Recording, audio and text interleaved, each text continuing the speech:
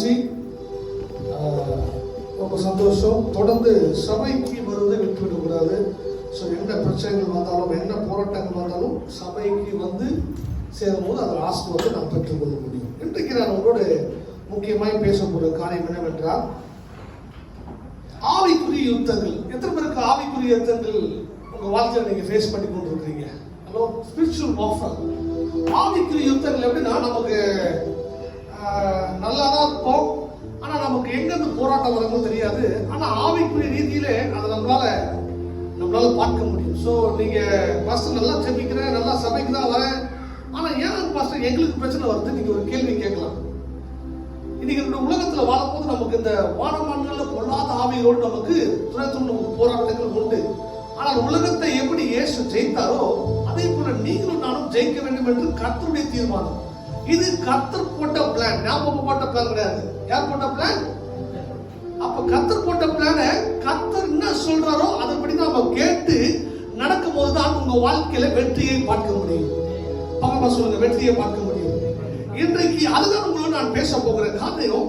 இன்றைக்கு நம்முடைய வாழ்க்கையில என்ன ஸ்பிரிச்சுவல் வார்ஃபேர், ஆவிக்குரிய யுத்தங்கள் இன்னைக்கு எங்கிருந்து வர ஏது வர நமக்கு தெரியாது. ஆனா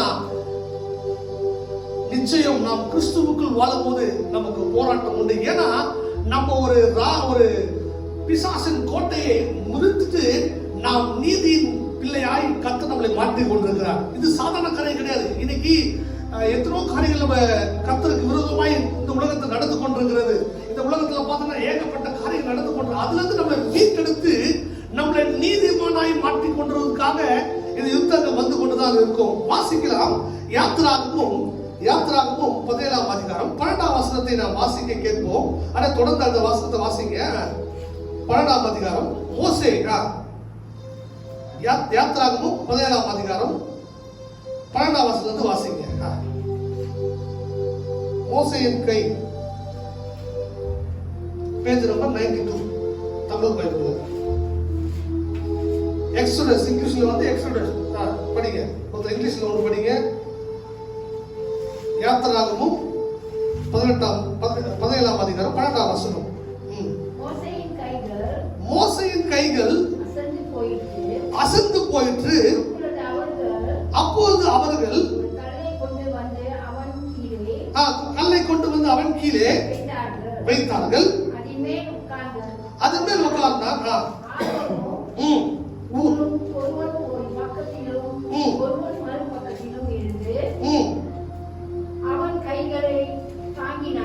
தாங்கினார்கள்.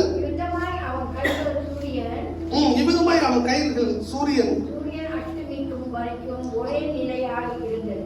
ஒரே நிலையாய் இருந்தது. இங்க பார்க்கிறோம் மோசேயும், நம்ம நல்லா பாருங்க, இந்த பைபிள்ல நீங்க அதிகாரத்தை பார்க்கும்போது மோசே, ஆரோன், ஊர். சொல்லுங்க, மோசே, ஆரோன், ஊர். 3 பேர் எங்க போறாங்கன்னா மலை மேல ஏறுறாங்க. அந்த மலைக்கு மேல ஏறணும்னா சாதாரணமான காரியமே, ஈஸியான காரியமா. இப்ப சில பேர் என்ன பண்றாங்க, மலையெல்லாம் போய் ஏறுறாங்க. சில பேர் ஹைக்கிங் போறாங்க. இங்கிலீஷ்ல சொன்னா ஹைக்கிங் சொல்லுவாங்க. என்ன பண்றாங்க, இங்க இருந்து கேமரால போயிட்டு வந்த பார்த்தா சரியான மலை ஏறும் போது ரொம்ப கஷ்டமா, இறங்கும் போது ரொம்ப ஈஸியா இருக்கு. அந்த ஏறும் போது டயர்ட் ஆகும் பாருங்களேன், அதுதான் பயங்கரமான. அப்ப அதே போலதான் ஒரு மலை உச்சியில போய் சேர வேண்டிய ஒரு சூழ்நிலையில மோசே, ஆரோன், ஊர் என்ன பண்றாங்க, போய் கொண்டிருக்கிற நேரத்துல இந்த யுத்தம் யாருக்கு யுத்தம்னா பாருங்க, ஆவிக்குரிய யுத்தம் யாருக்கு வருதுன்னா அமலேக்கியருக்கும் இஸ்ரவேல் ஜனங்களுக்கும் இந்த யுத்தம் நடந்து கொண்டிருக்கிறது. யாருக்கு? அமலேக்கியர், இஸ்ரவேல் ஜனங்கள் கர்த்தரால் தெரிந்து கொள்ளப்பட்ட பாத்திரம். ஆனா பாருங்க, கர்த்தரால் தெரிந்து கொள்ளப்பட்ட பாத்திரத்துக்கு இப்படிப்பட்ட ஒரு போராட்டங்கள் நடந்து கொண்டிருக்கிறது. மோசே பாத்தீங்கன்னா நல்ல ஒரு பிரேயர்ஃபுல் மேன், நல்ல ஒரு மேன் ஆஃப் காட். கர்த்தர் என்ன சொல்றோம் அப்படியே கேட்டுட்டு மலையில ஏறிட்டு கீழே இறங்கி அப்படியே சொல்றாள். அவருக்கு எப்படிப்பட்ட சூழ்நிலை, மலைக்கு ஏறும்போது என்ன வரைக்கும், கால் வலிக்கும், மூச்சு வாங்கும், எல்லா வலிக்கும். என்ன பண்ணும் முடியாத கஷ்டமான சூழ்நிலைகள்ல 3 பேரும் மலை உச்சியில் மேல ஏறிட்டாங்க. ஏறி அந்த அமலேக்கியரை மேற்கொள்ள வேண்டும் என்றால் சாதாரண காரியம் கிடையாது. ஒரு நம்முடைய வாழ்க்கையில வர காரியங்கள், யுத்தங்கள் பாத்தீங்கன்னா நம்மளால மேற்கொள்ள முடியாது. சில பேர் நேரத்துல நமக்கு நல்ல டீம் தேவை. அல்லேலூயா. நீ சாதாரணமாய் நான் பார்த்துப்பேன், எனக்கு எல்லாம் தெரியும், எனக்கு எல்லாம் பார்த்துக்கலாம், நான் செய்வேன் என்ற ஒரு சூழ்நிலையில நீங்க ஏறி போனீங்கன்னா பாருங்க,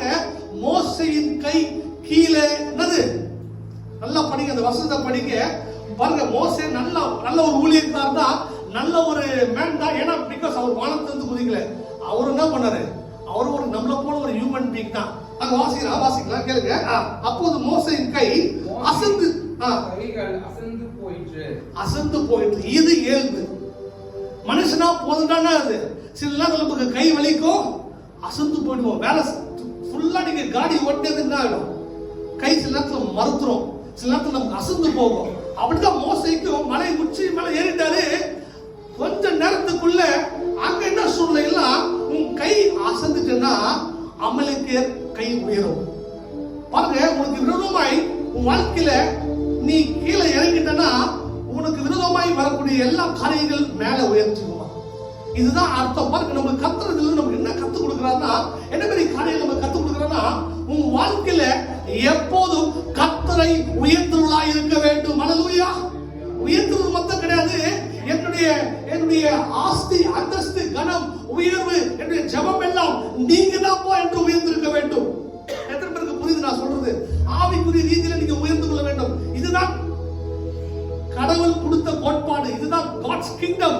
பாருங்க, மோசேயின் கை அசந்து போகும்போது யாரு கூட ஹெல்ப் பண்றா? ஹலோ, ரொம்ப முக்கியம். உங்க கூட யார் இருக்கிறாங்க ரொம்ப முக்கியம். யார் உங்க பக்கத்துல ஜெபிக்கிறாங்க ரொம்ப முக்கியம். யார் உங்களோட இருக்கிறாங்க ரொம்ப முக்கியம். உங்க ஃப்ரெண்ட் ரொம்ப முக்கியம். இன்னைக்கு எதோ பண்றாங்க, Facebook ஃப்ரெண்டு, அந்த ஃப்ரெண்டு, அவங்க ஃப்ரெண்டு, எல்லாத்தையும் என்ன பண்ணீங்க, நீங்க ஃப்ரெண்ட் ஆக்கிட்டீங்க. Hello, be careful. பாருங்க, மோசே கூடவே 2 பேர் வச்சிருக்காரு. யார் வச்சிருக்கா? ஆரோனையும் ஊரும் கையில என்ன பண்ணிருக்காரு, கூடவே வந்திருக்காங்க. பாருங்க, மோசே அசந்து போய் கீழே கை நல்லா புரிஞ்சுக்க. இங்க கோட்பாடு எப்படின்னா, உன் கை அசந்துச்சுன்னா அமலேக்கு என்ன பண்றாங்க, மேற்கொள்வார்கள், வெற்றி அடைவார்கள். ஏன்னா நீ அசந்துட்ட, முடிஞ்சிச்சு, உன் வாழ்க்கையை சாவடிச்சிருவாங்க. அப்போ மோசே ரொம்ப சோர்ந்து போய் வருத்தப்பட்டு ரொம்ப சோர்ந்து போய் இருக்கிற நேரத்துல பக்கத்துல 2 பேர் என்ன பண்றாங்க, உற்சாகப்படுத்துறாங்க. எப்படி உற்சாகப்படுத்துறாங்கன்னா, நல்லா படிச்சா புரியும், வாசிங்க. அப்பொழுது அவர்கள் ஒரு கல்லை கொண்டு வந்து கீழே வைத்தார்கள். அதன் மேல் உட்கார்ந்தார். ஆரோனும் ஊரும் ஒரு பக்கத்திலும் ஒருவன் மறுபக்கத்திலும் இருந்து அவன் கையிலே தாங்கினார்கள். ஹல்லேலூயா. அந்த காலத்துல உங்க கை கீழே போச்சுன்னா நீ தோத்துன்னு அர்த்தம். பாருங்க, அதுதான் கர்த்தர் பாருங்க நமக்கு அழகா கத்து கொடுக்குறாரு. இன்னைக்கு நம்மளுக்கு என்ன புரியுதுன்னா, உன் பிரச்சனையை நீ மேற்கொள்ளாத, கர்த்தர் கிட்ட ஒப்புக்கொடு. ஹல்லேலூயா. காலையில எழுந்த உடனே நல்ல கரலை தூக்கி, அப்பா ஏசப்பா நீங்க தான் எனக்கு எல்லாம். ஏன் பாருங்க, இயேசுவை அறியாதவர்கள் என்ன பண்றாங்க, எதுவும் செஞ்சு கொண்டிருக்காங்க. நம்மளுக்கு எல்லாமே தெரியும். ஆனா காலையில இருந்து ஸ்கூல்ல தான் நம்ம கை தூக்குவோம். சில டீச்சர் எல்லாம் திட்டினா அந்த டைம்ல என்ன பண்ணுவாங்க, எல்லாம் கை தூக்குது. மிஸ்டேக் பண்ணிட்டா என்ன பண்ணுவாங்க, கை தூக்க சொல்லுவாங்க. அப்பதான் நமக்கு தெரியும் கை தூக்கு. சில நேரத்தில் நம்ம ஏதோ ஒரு பிரச்சனை வரும்போது என்ன பண்ணுவோம், ஏசப்பாவை நோக்கி பார்ப்போம். இல்ல, இன்னைக்கு நான் உங்களுக்கு சொல்றேன், டெய்லியும் நேற்று நான் போன வாரம் நான் பேசுறேன், அன்றாட தேவைகளுக்காக நீங்க கையை நோக்கி கூப்பிடும் போது அவர் இறங்கி அற்புதங்கள் செய்வார். ஹல்லேலூயா. இன்றைக்கு பாருங்க, மோசே என்ன பண்றாரு, கை அவனுக்கு அசந்து போகும்போது 2 பேர் கூட இருந்து ஹெல்ப் பண்றாங்க. ரொம்ப முக்கியம். உங்களுக்கு prayer partner very very important. Hallelujah. எப்படி லைஃப் பார்ட்னர் இருக்காங்களோ அதே போல பிரேயர் பார்ட்னர் இருக்கணும். ஹலோ, பிரேயருக்கு ஆள் இல்லைன்னா முடிஞ்சு போச்சு உங்க கதை. நீ தனியா ஓடலன்னா முடிஞ்சு போச்சு கதை.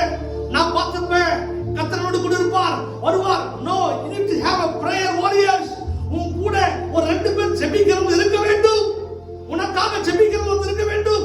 ஏன் சபை போதகர் உங்களுக்காக ஜெபித்துக் கொண்டிருக்கிறோம். காரணம், நீ தனியா ஓட முடியாது. பாருங்க, மோசே நல்ல ஒரு ஆவிக்குரிய தகவன் போல அந்த இஸ்ரவேல் ஜனங்களை நடத்தி கொண்டிருக்கிறார். ஆனா அவருக்கு பாருங்க, கை அசந்து போற சூழ்நிலை. யார் கூட வந்து காப்பாத்துறா? ஹலோ, யார் கூட வந்து காப்பாத்துறா? ஆரோனும் ஊரும் என்ன பண்றாங்க, கல்லை வச்சு காப்பாத்துறாங்க. ஹலோ, நீங்க ஒருவேளை நான் அசந்து போக இருக்கும்போது நீங்க ஜெபிக்க வேண்டும். ஹல்லேலூயா. My dear believers, my dear family, நான் அசந்து போகும்போது நீங்க ஜெபிக்கணும். நான் சோர்ந்து போகும்போது நீங்க ஜெபிக்கணும். நீங்க சோர்ந்து போகும்போது நான் உங்களுக்காக ஜெபிப்பேன். இதுதான் கிறிஸ்துவின் உடன்பாடு. இதுதான் கிறிஸ்துவின் ராஜ்யத்தின் கோட்பாடு. இதை புரிஞ்சுட்டா யாரால அசைக்க முடியாது. ஒருவேளை நீ சோர்ந்து போயிருக்கியா, அந்த டைம்ல முழங்கால் பண்ணிட்டு ஜெபம் பண்ண, ஆண்டவரே இந்த குடும்பத்தை காப்பாத்துங்கப்பா. நிச்சயம் காப்பாத்துவார், நிச்சயம் காப்பாத்துவார். ஏன்னா இதுதான் சரித்திரம். வேற எங்க நீ எங்க ஓடினாலும், அவளை பார்த்தாலும் அவரை பார்த்தாலும் வேலைக்காவது. வெற்றி நிச்சயம், ஜெபித்தால் வெற்றி நிச்சயம். ஜெபிக்க வேண்டும். சோர்ந்து போகிற நேரத்துல அங்க ஓடுறது இங்க ஓடுறது எதுவுமே பண்ண வேணாம். நீ கையை மட்டும் தூக்கி ஆராதி. ஹல்லேலூயா. கர்த்தரை துதிக்க ஆரம்பி. ஆண்டவரே நீங்க தான் எனக்கு எல்லாம், நீங்க தான் எனக்கு எல்லாம் சொல்லி ஜெபித்து பாருங்களேன். உன் வாழ்க்கை ஆசீர்வாதமாய் மாறும். எவ்வளவு பெரிய போராட்டங்கள் வந்தாலும், எவ்வளவு பெரிய காரியங்கள் வந்தாலும் வாழ்க்கையில கர்த்தர் நிச்சயம் பெரிய காரியம் செய்வார். சி மேல